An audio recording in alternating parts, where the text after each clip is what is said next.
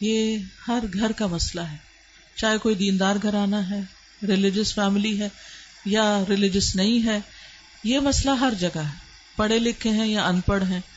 آئندہ جنریشنز بہت بڑے فتنے میں ہیں، فتنہ ہر ہاتھ میں ہے، ہر ہتھیلی پر ہے، اور وہ بڑھتا ہی چلا جا رہا ہے، فیسلٹیز بڑھتی ہی چلی جا رہی، اور پوری دنیا ان کے سامنے ایکسپوز ہو چکی ہے.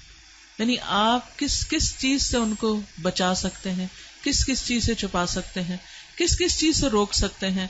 صرف ایک ہی حل ہے، اور وہ روک اندر ہو، اور وہی تقویٰ والی بات ہے کہ جب تک ان کے اندر خود اللہ کا ڈر نہیں آتا، آخرت کی فکر نہیں آتی، اس وقت تک کوئی باہر کی چیز اب ڈھکی چھپی رہ ہی نہیں گئی کہ جس سے آپ کسی بھی طریقے سے ان کو بچائیں گے. پہلے یہ ہوتا تھا کہ فتنے محدود جگہوں پر ہوتے تھے، اچھی فیملیز جو ہوتی تھی اپنے بچوں کو وہاں تک جانے نہیں دیتے تھے، ان کو پروٹیکٹ کرتے تھے.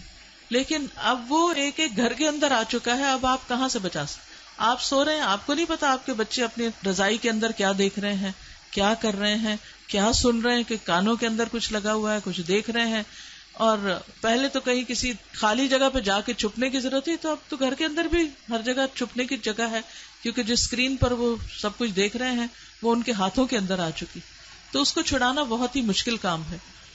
اس کے لیے جو پرسنل میرا ایکسپیرینس ہے وہ دو چیزیں. ایک تو یہ کہ ہم اسکولوں سے تو جو اسکول ہیں انہی میں ہی جائیں گے، اور جو باہر معاشرہ ہے اور جو کچھ ہو رہا ہے وہ سب وہ کریں گے، اس سے کاٹ تو نہیں سکتے.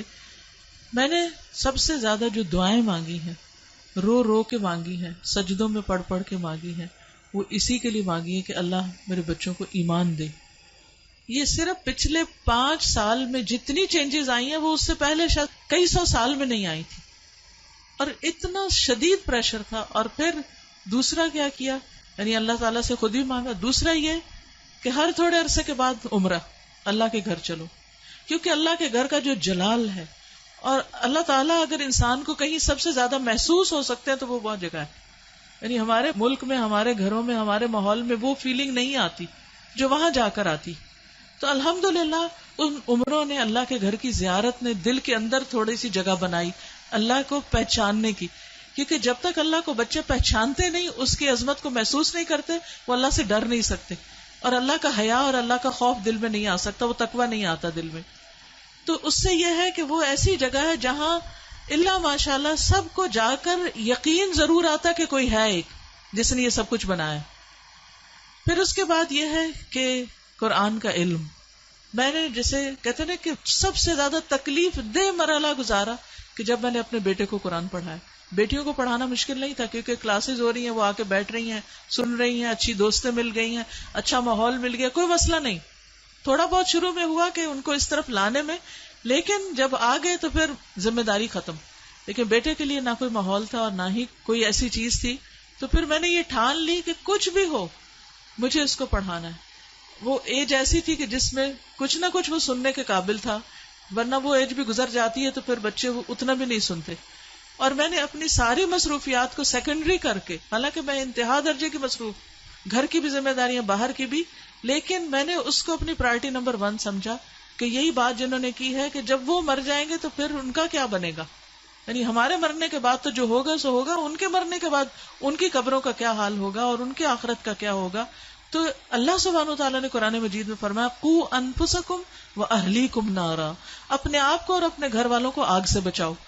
ایمان والوں کو خطاب ہے کہ اے ایمان والوں اپنے بچوں کو آگ سے بچاؤ. تو اگر ساری دنیا کو بچانے کی فکر کر رہے ہیں تو اپنے بچے کو کیسے نہیں بچائیں گے. تو پھر میں نے اس کے ٹائم کے مطابق، جب اس کا موڈ بنے، لیکن روز کی شرط رکھی تھی کہ ہر روز پڑھیں گے تھوڑا تھوڑا، 2 آیتیں 4 آیتیں، 1 رکوع 2 رکوع 1 رب، اور اس طرح کر کر کے میں نے پورا قرآن اس کے ساتھ پڑھا کہ مجھ سے نہیں ڈرے، اللہ سے ڈرے. میری خاطر نماز نہیں پڑھے، اللہ کی خاطر پڑھے. میری وجہ سے کچھ مت چھپائے جو دیکھ رہا ہے، اللہ سے ڈر کے چھپائے. تو یہ کسی حد تک فائدہ مند ہوا. یہی ماؤں سے کہوں گی کہ ساری مصروفیات اپنی جگہ ہیں، لیکن بچے آپ کی پرائرٹی نمبر 1 ہونے چاہیے. ان کے لیے کھپ جائیں دعائیں مانگ مانگ کے بھی، اور اس کے ساتھ ساتھ ایک دفعہ کم از کم قرآن سے ضرور گزر جائیں. کیونکہ جب وہ قرآن سے گزر جائیں گے پھر ایٹ لیسٹ آپ کی رسپانسبلٹی نہیں رہے گی. اللہ ان کی سب خیر کرے، لیکن اگر خدا نہ خواستہ ان کے اندر کوئی بگاڑ آتا تو آپ کی پکڑ نہیں ہوگی. لیکن اگر آپ نے کوشش نہیں کی، محنت نہیں کی، تو آپ کی بھی ساتھ پکڑ ہے. صرف آپ کی نمازیں پھر کام نہیں آئیں گی. تو اس لیے ہم میں سے ہر ماں کو سنجیدہ ہونے کی ضرورت ہے.